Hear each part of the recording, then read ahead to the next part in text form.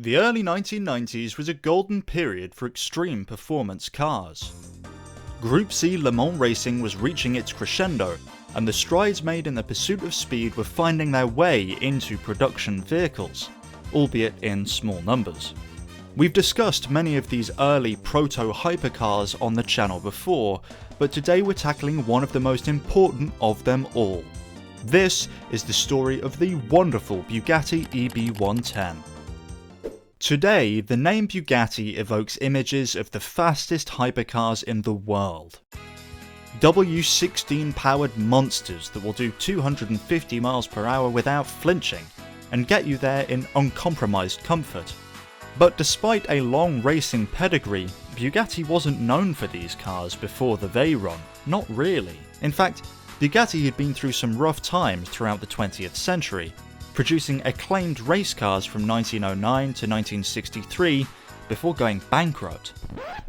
While it may be surprising to hear today, there was little appetite for the Bugatti brand, and it wouldn't be until 24 years later in 1987 that anybody would try to bring it back. Italian businessman Romano Artioli bought the Bugatti brand name in 1987 with a view to launching a company to compete with the greatest performance car manufacturers in the world. Work began immediately on a car to prove it was more than just torque, and Artioli wasn't messing about. He brought in Paolo Stanzani as the chief engineer on the project and hired Marcello Gandini to design the car. If you've watched my video about the Lamborghini Countach, you will recognise those names. Initially, Artioli wasn't happy about the Gandini designed body, and pushed him to restyle the vehicle. The car had been presented as a more wedge-like angular car, presumably similar in language to the Countach, but Artioli wanted a more rounded design. Gandini softened the edges, but it wasn't enough, and so Artioli tasked Gianpaolo Benedini with modifying the design to his liking, ultimately culminating in the final production design of the car. While the EB-110 is a good-looking car, I can't say that it's especially beautiful. It almost appears uninteresting from some angles to my eye at least, and so finding out that its design was filtered through a number of altercations and personalities is not surprising. Falling out with the lead designer is bad enough, especially one as gifted as Gandini, but when Artioli employed the same disdainful criticism for Paolo Stanzani's aluminium honeycomb chassis, things looked as though they were beginning to fall apart. The departure of two industry heavyweights from what was effectively at the time a startup project probably didn't inspire much confidence in those looking in from the outside. Artioli brought in Nicola Materazzi, who had served as chief engineer on the Lancia Stratos and the Ferrari F40 among others, to fill in the role of technical director.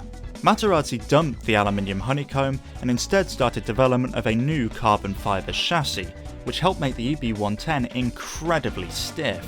With the design of the body finalised and the chassis supplier working away, they were nearly ready to start building cars. There was just one more piece to the puzzle: drivetrain.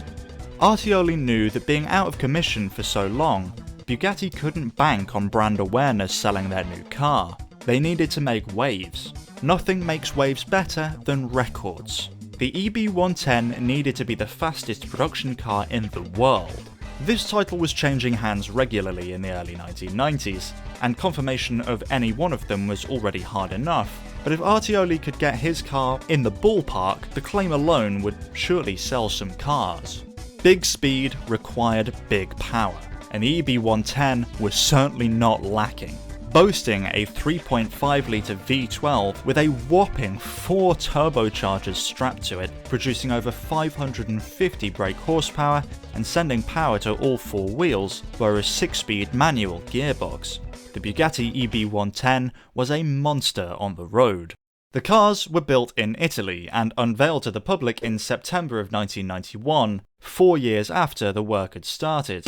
The following year, Bugatti introduced a faster version called the EB-110 Super Sport, now with over 600 brake horsepower and boasting a top speed of over 212 miles per hour.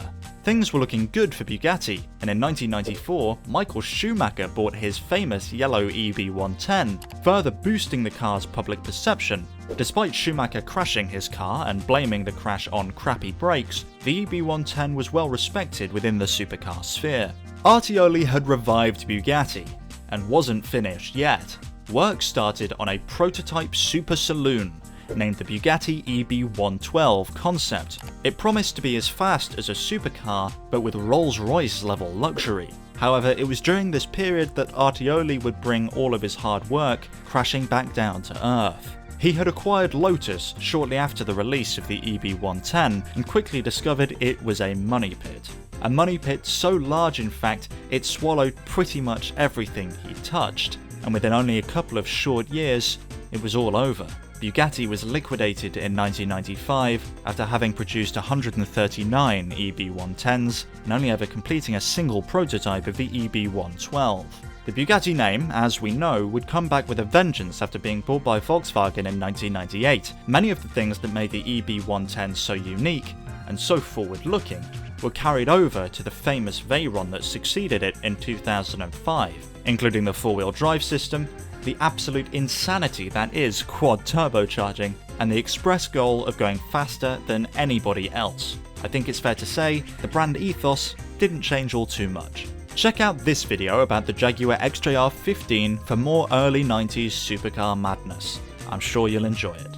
Thanks for watching, and until next time, goodbye.